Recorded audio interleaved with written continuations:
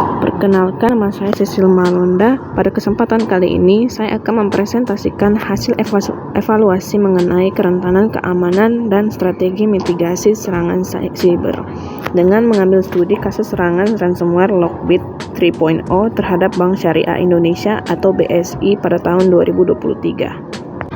Pada bulan Mei tahun 2023, Bank Syariah Indonesia mengalami serangan ransomware yang diduga dilakukan oleh kelompok Lockbit 3.0, yaitu salah satu kelompok ransomware terbesar di dunia. Akibat serangan tersebut, berbagai layanan digital seperti mobile banking, ATM, dan layanan transaksi lainnya mengalami gangguan sehingga nasabah tidak dapat menggunakan layanan secara normal. Berdasarkan hasil investigasi yang beredar, penyerang diduga berhasil memperoleh akses ke sistem internal BSI melalui layanan remote access yang kurang terlindungi atau melalui teknik phishing yang berhasil memperoleh username dan password pengguna.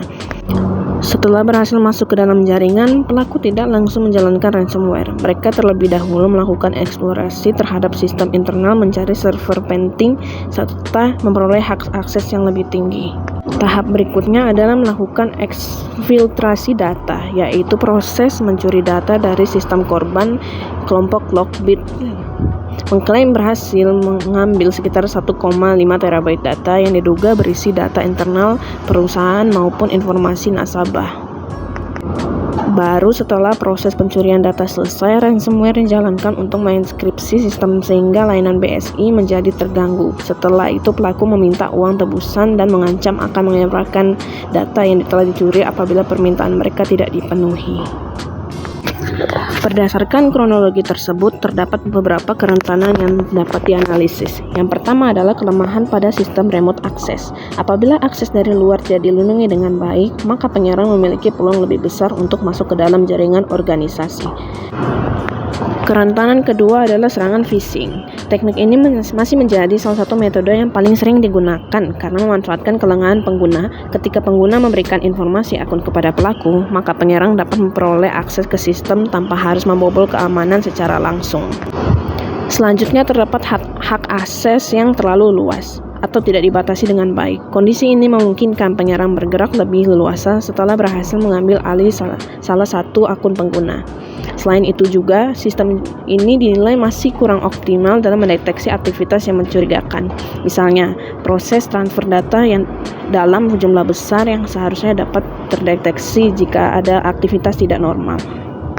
Dan yang terakhir, sistem backup dan monitoring keamanan juga menjadi perhatian karena apabila backup tidak dipisahkan dari jaringan utama, ransomware dapat ikut mengenkripsi data cadangan sehingga proses pemulihan menjadi lebih sulit. Untuk mengurangi risiko serangan seperti ini, terdapat beberapa strategi mitigasi yang dapat diterapkan. Pertama adalah menggunakan multifactor authentication atau MFA, sehingga proses login tidak hanya bergantung pada password tetapi juga memerlukan verifikasi tambahan seperti kode OTP. Kedua, penggunaan VPN dengan kontrol akses yang lebih ketat agar hanya pengguna tertentu yang dapat mengakses jaringan internal perusahaan. Selanjutnya, organisasi perlu memberikan pelatihan keamanan informasi kepada seluruh pegawai secara rutin. Edukasi mengenai phishing sangat penting karena manusia sering menjadi titik terlemah dalam keamanan siber. Kemudian, perusahaan perlu menerapkan prinsip least privilege atau yaitu setiap pengguna hanya diberikan hak akses sesuai dengan tugasnya sehingga apabila terjadi kebocoran akun, dampaknya dapat diminimalkan.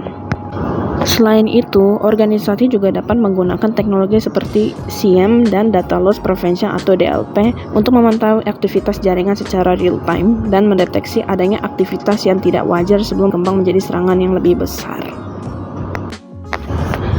Selain memperkuat keamanan sistem, perusahaan juga harus memiliki strategi backup yang baik. Backup yang ideal adalah air-gap backup, yaitu cadangan data yang dipisahkan dari jaringan utama sehingga tidak dapat terjangkau oleh ransomware.